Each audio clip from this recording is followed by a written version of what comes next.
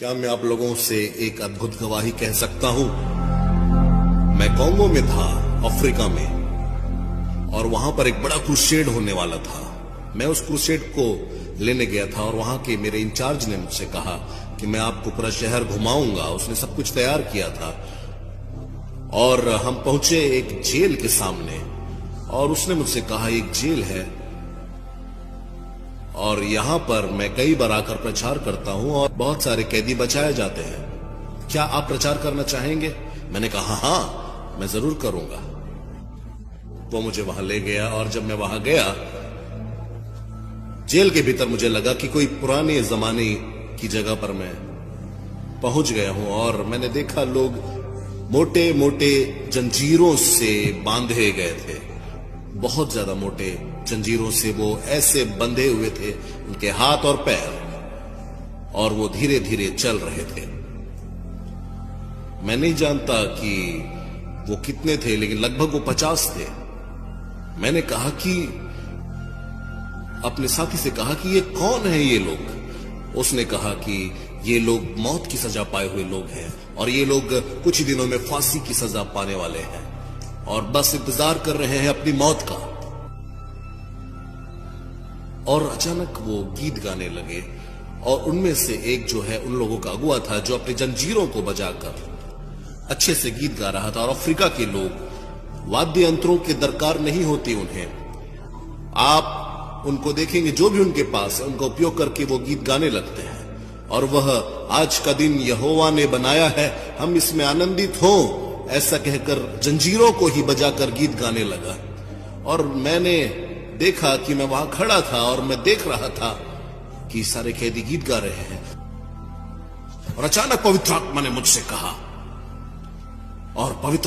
कहा कि रेनहार्ड, देखो मेरे बेटे, वह जो एक अगुआ है जो गीत गा रहा है, वो जो चेन में बंधा हुआ है। पवित्र आत्मा ने मुझसे कहा, मैं चाहता हूं तुम मुझसे कहो कि वो आजाद होगा और वह मेरे वचन का प्रचार करेगा।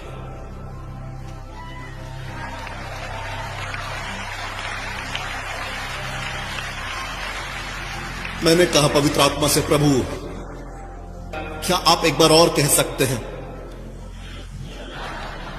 क्योंकि यह बहुत गंभीर बात है और कृपया धीमे कहें, कुछ मैं समझ नहीं पा रहा हूं, प्लीज मुझे बताएं।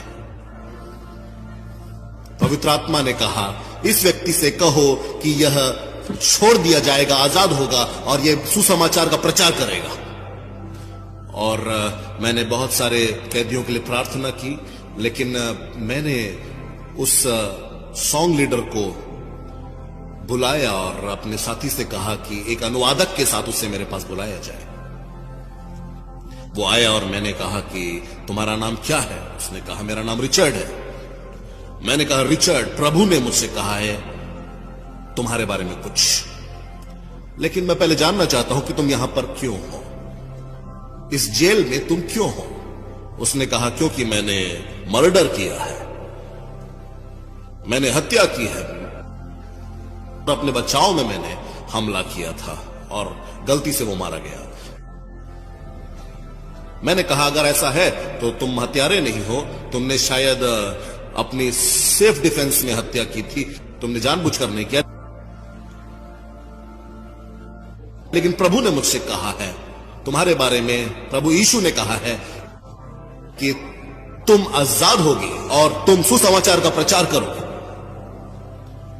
उसने कुछ नहीं कहा और वह मुड़ गया और दीवार की तरफ देखने लगा। दीवार के उस तरफ एक बड़ा सा पेड़ था और जिसे फांसी लटकाने के लिए इस्तेमाल किया जाता था, और वह मुड़कर आंसुओं के साथ मुझसे कहने लगा, महीने में एक बार जल्लाद आता है और वह उस पेड़ के पास खड़ा होता है, हम लाइन में खड़े हो जाएंगे और जल्लाद गर्दन पर रस्सी डालता है और ऊपर की ओर खींचने लगता है,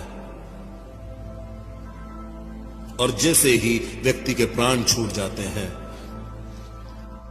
वह कुल्हाड़ी से कैदी के हाथ पैर काटता है ताकि चेन निकाल सके। मैं वहां खड़ा था कुछ दिन पहले 3 बार, लेकिन तीनों बार जब भी मेरी बारी आती थी वह जल्लाद कहता था मैं थक गया, आज मैं और नहीं कर सकता। मैंने उससे कहा यीशु ने तुम्हें बचा कर रखा है, यीशु ने तुम्हें बचा कर रखा है।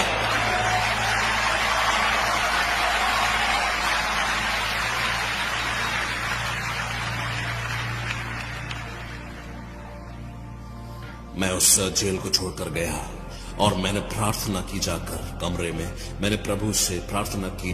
क्रूसेड बहुत अद्भुत रहा, सारा क्षेत्र परमेश्वर की सामर्थ से हिल गया था, अद्भुत चिन्ह और चमत्कार प्रकट हुए वहां पर। लेकिन जब मैं आखिरी दिन वहां ठहरा हुआ था, मैंने अपने साथी को फोन किया और मैंने कहा कि मैं इस स्थान के गवर्नर से मिलना चाहता हूं। मेरे यहां से जाने से पहले मैं गवर्नर से मिलना चाहता हूं। उसने अपॉइंटमेंट लिया, मैं वहां पहुंचा और जब मैं वहां पहुंचा तो गवर्नर के अधिकारियों ने कहा गवर्नर आज नहीं है, लेकिन आप उसकी पत्नी से बात कर सकते हैं, आप जो संदेश देना चाहते हैं वो उन तक पहुंचा देगी। मैंने कहा ठीक है, और वो आई। मैडम, मैंने उनसे कहा मैं जेल में था मैडम, और यीशु मसीह ने मुझसे कहा है कि रिचर्ड नाम का एक आदमी है और वह आजाद होगा और वह मरेगा नहीं, क्योंकि वह यीशु मसीह के वचनों का प्रचार करेगा। उसने कहा कि नहीं, ऐसा तो आज तक नहीं हुआ, मैं ऐसा नहीं जानती, लेकिन मेरा पति ऐसा उसने आज तक नहीं बताया मुझे, लेकिन मैं उसे जरूर बताऊंगी। उसने सबको बाहर कर दिया और वो मेरे पास अकेले आई और उसने मुझसे कहा अगर आप मेरे बच्चों के लिए स्कॉलरशिप प्रोवाइड कर पाए ताकि वो अमेरिका में पढ़ें तो शायद हम सोच सकते हैं इस बारे में। मैंने कहा देखिए बहन, मैं ऐसा नहीं कर सकता, क्योंकि मैं एक प्रचारक हूं और मैं किसी भी तरह की रिश्वत नहीं दे सकता आपको। मैं यहां प्रभु यीशु मसीह के वचन बताने के लिए, आपके पति को यह बताने के लिए आया हूं कि यीशु ने मुझसे कहा है कि यह व्यक्ति है रिचर्ड नाम का, जो कि आजाद होना है, उसकी मृत्यु नहीं होनी चाहिए, क्योंकि प्रभु ने कहा है। और वह बहुत गुस्सा हो गई, क्रोध से भरकर वह आगे बढ़ गई, और जब वो दरवाजे के पास पहुंची तो वो मुड़कर मुझे देखने लगी और मैंने कहा मैडम, प्रभु यीशु ने कहा है, भूलिए नहीं, रिचर्ड आजाद होगा और वह मरेगा नहीं, वो सुसमाचार का प्रचार करेगा। मेरा हृदय रुक गया थोड़ी देर के लिए। मैंने कहा प्रभु तुझे काम करना होगा। मैं अपने घर की ओर वापस चला गया। कुछ महीनों के बाद मेरे पास एक फोन आया और उस फोन में मुझसे कहा जा रहा था रिचर्ड आजाद हो चुका है, वह जेल से छोड़ा जा चुका है। हालेलुया!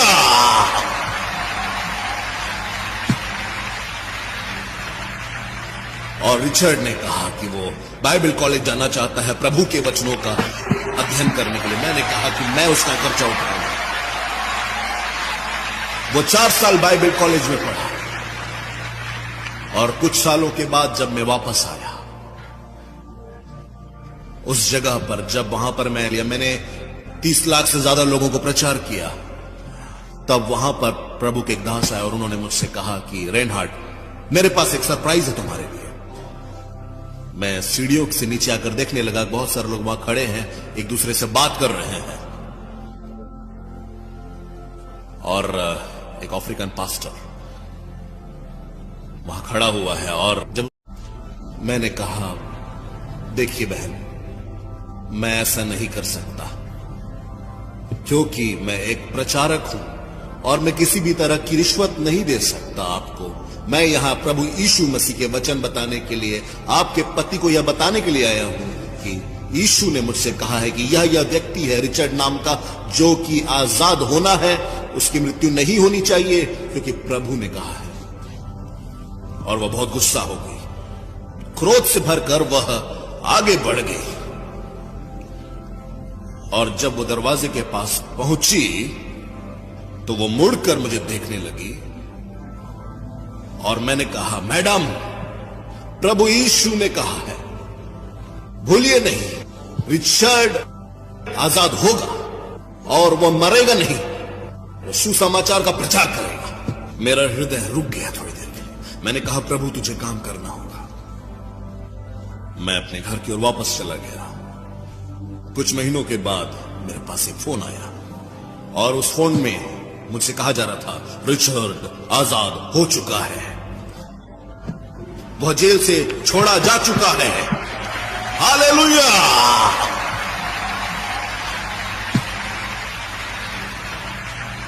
और रिचर्ड ने कहा कि वो बाइबल कॉलेज जाना चाहता है प्रभु के वचनों का अध्ययन करने के लिए। मैंने कहा कि मैं उसका खर्चा उठाऊंगा।